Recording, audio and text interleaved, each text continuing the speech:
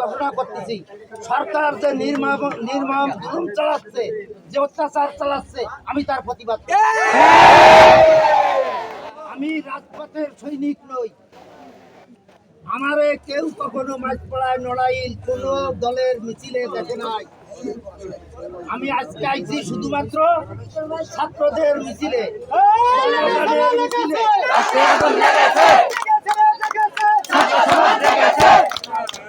রাস্তা ব্লক করা নিয়ে আমি সবাইকে সম্মান করে একটা কথা বলতেছি, যাদের ছেলে মরিছে, যাদের মেয়ে মরিছে, যাদের ছেলে মেয়ে হাসপাতালে আছে, তারা কষ্ট বুঝতেছে। আমরা এখানে 5 মিনিট 10 মিনিট যদি দেরি করি, আমার মনে হয় পথচারীদের কোনো ক্ষতি হবে না।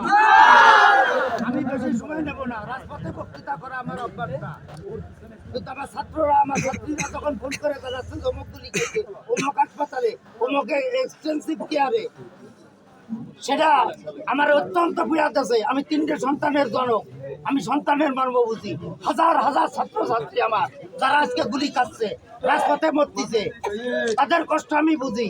এই শেখ হাসিনা রেল লাইনে যে কান্দে, রেল পুড়িছে, আমি স্লোগানের তো নিয়ে আসি না, আমি স্লোগানের তো নিয়ে আসি না, আমি কারোর হাততালি নিয়ে তো নিয়ে আসি। শেখ হাসিনার বাপের টাকার রেল লাইন নয়, আমার টাকার রেল লাইন, জনগণের টাকার রেল লাইন।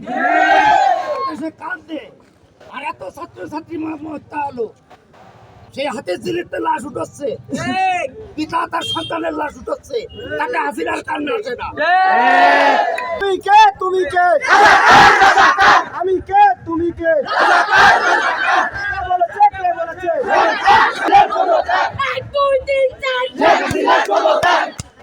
আমরা আওয়ামী লীগ একজন সাধারণ মানুষ হিসেবে ছাত্রদের সাথে একাত্মতা ঘোষণা করে আমার কথা আমি শেষ করলাম।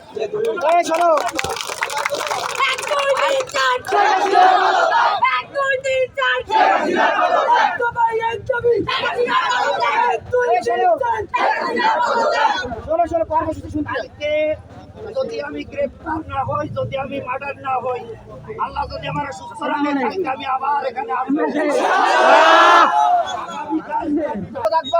অল্প স্লোগান সময় যার যার বাসায় চলে যাও।